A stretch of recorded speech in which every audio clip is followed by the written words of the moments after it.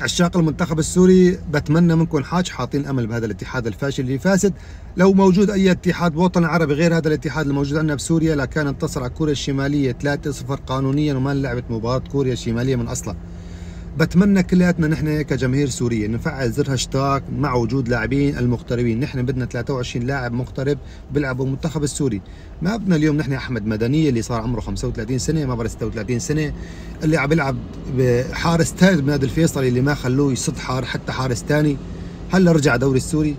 هو اللي سبب خسارتنا قدام كوريا الشماليه خروجه الخاطئ، ولا عمرو الميداني اللي صار له 10 سنين اللي رمى الكره على الجمهور السوري بالامارات، ومع هالشيء لسه عم يستدعي على المنتخب وعلى المنتخب. مؤيد عجان اللي ما كان عم يلعب مع ناديه الجيش لعبتونا اياه اساسي. سائر كروما اللي بيحترف لي دوري هندي بقول دوري هندي افضل من الدوري السوري او افضل من دوري الولايات العربيه.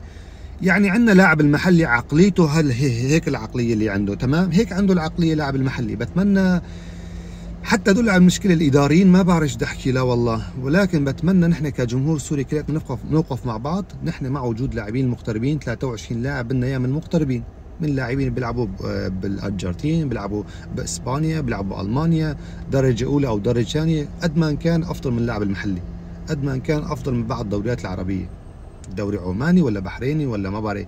مع احترام للجميع بتمنى حتى هذا خريبين لا عاد نجيبه خريبين ولا فهد اليوسف ولا ما بعرف في كذا لاعب حرام يلعبوا بالمنتخب السوري الامانه. بتمنى كلياتنا ما بعرف اذا تحطوا اعجاب او تحطوا تعليق، بتمنى كلياتنا نشارك كايد واحد مع وجود لاعبين مغتربين.